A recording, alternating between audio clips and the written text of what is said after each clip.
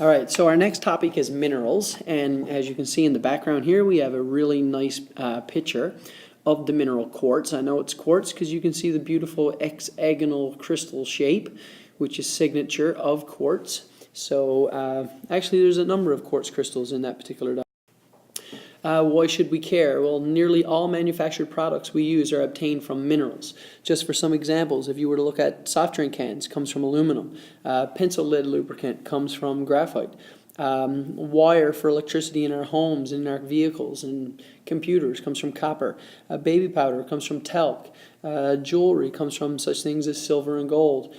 Things like computer chips inside of computers and laptops comes from silicon. So essentially, if you can't grow it, what I always say, if you can't grow it, you must mine it. And there are a lot of different minerals in the world. There's 4,000 minerals approximately, and each mineral has some type of economic use. So without minerals, we wouldn't have very much. So I think that answers that question. It's also important geologic events that affect us. Involves minerals and rocks as well. So if we were to think about geological events like volcanic eruptions or earthquakes or weathering and erosion, mountain building, these are just four. But there's a lot of events that take place in our world that comes back to Earth's materials and predominantly minerals and rock.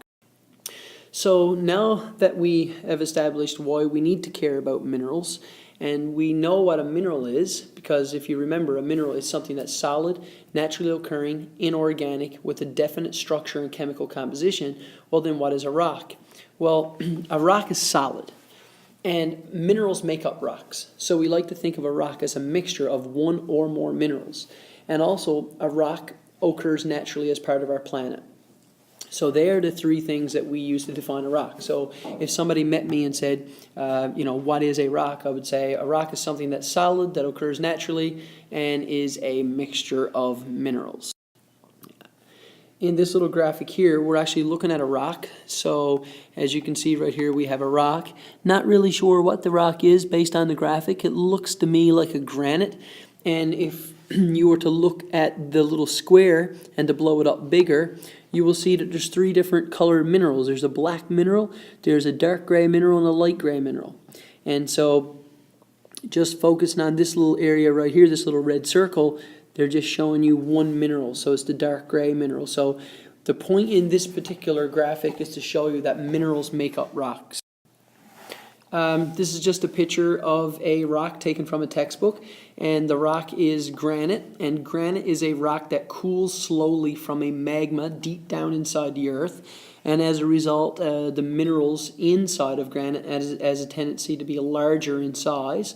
And so if we were to look inside this granite rock, we will see the minerals quartz, the mineral hornblende, and the mineral feldspar, also proving to you that minerals make up rocks. In the rock lab, you'll work with quartz, you'll work a little less with hornblende, but you'll still work with it, and you'll also work with feldspar. And eventually we will get the rocks, and granite will be one of the rocks that you will work with. So now the question is, there's over 4,000 minerals. You are going to need to know 23 different minerals, and you're going to need to know those 23 minerals really well. And one of the things that I always question is why minerals have different properties. So why is it that graphite is soft and diamond is hard?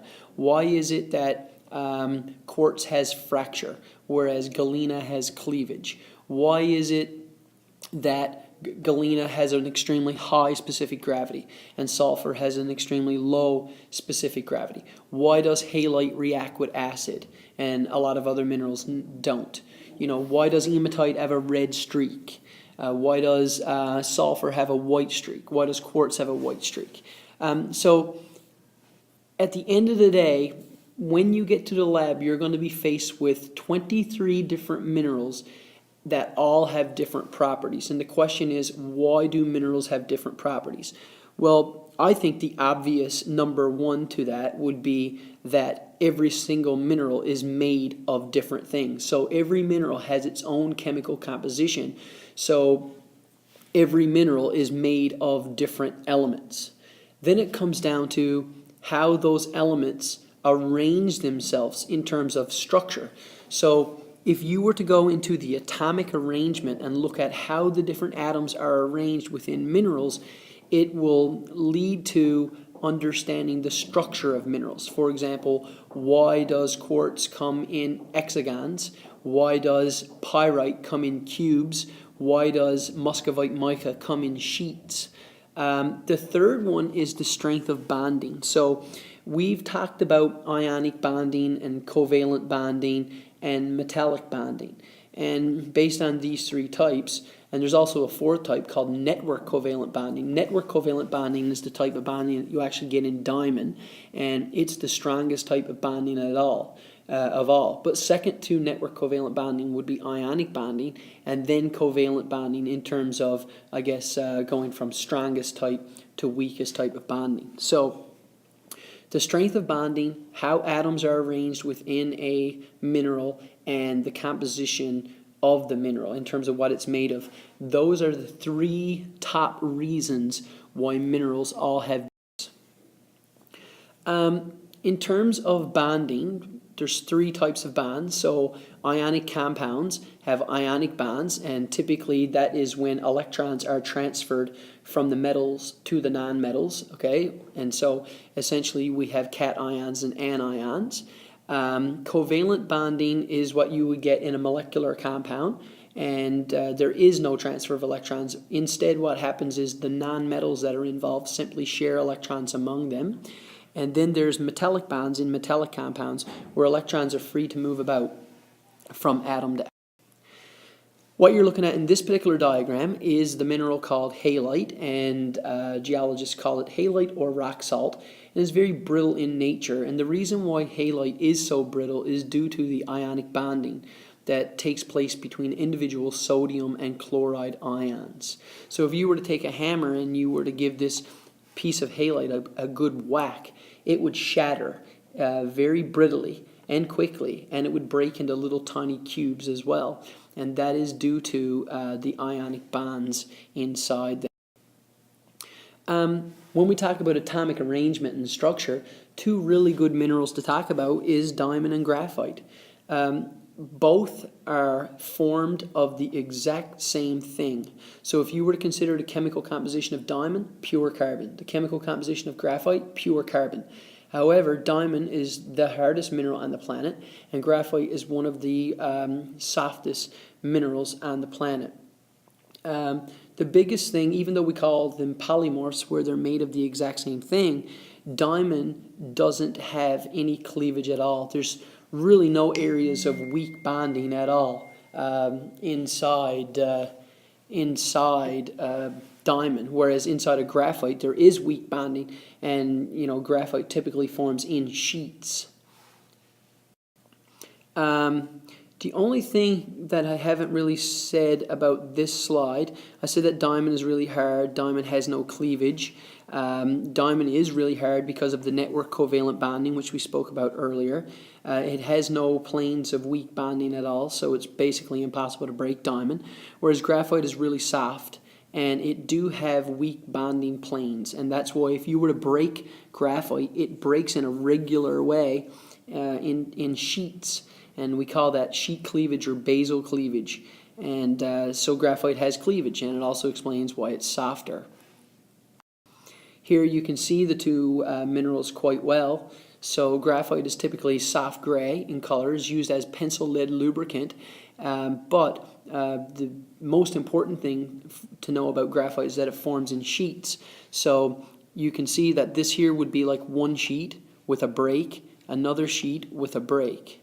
All right, so this sheet could peel off, and this sheet could peel off, and this sheet could peel off with the breaks in between. So that's what we call sheet cleavage. You wouldn't break graphite this way. You wouldn't do it because you'd be going down through strong, weak, strong, weak, strong bonding areas. So instead you'd try to break it along the weak zones, which are along there. If you were to look at diamond, diamond really doesn't have any type of weak structure at all, just because every carbon is continuously bonded to 4 other carbons, and that's the reason why it's so hard. It's really hard to know how to break it. It really can't be broken unless you're going to use a laser. It's very dense, very compact, no cleavage. Quartz versus mica. Well, quartz is a harder mineral, and I guess mica would be not so hard. The cool thing with both of these is that both are belonging to the silicate mineral group, so they belong to the same family. That means that inside of the quartz there's silicon-oxygen tetrahedrons. If you remember Ottawa Senators, oxygen and silicon are the two most important elements in the crust. And there's also silicon-oxygen tetrahedrons in here as well. Obviously, the silicon-oxygen tetrahedrons arrange themselves differently so that within here you don't get any cleavage at all. Instead, you just get fracture, whereas inside of here you actually get basal cleavage or sheet cleavage. So there is weak bonding in here in terms of sheets. These are the mineral properties that we're going to be studying in this course. So we're going to be studying specific gravity. We're going to be studying hardness. We're going to be studying cleavage. We're going to be studying fracture. We're going to be studying streak, luster, color, and they're the 6 top mineral properties. Some are better than others. Like specific gravity is really reliable. Hardness is really reliable. Cleavage and streak are really reliable. Luster, not so good. Color, not so good.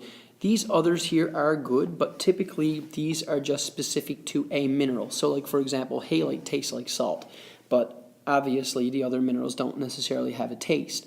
So some of these others are just mineral specific. So what we're going to do in the next couple of videos is I'm going to explain each of these mineral properties in detail so that you fully understand them. And then we're going to take it to the lab where we're going to start working on our 23 minerals. And you're going to be looking at each mineral, trying to figure out all of these different properties about each mineral with the goal of eventually getting a name for each one.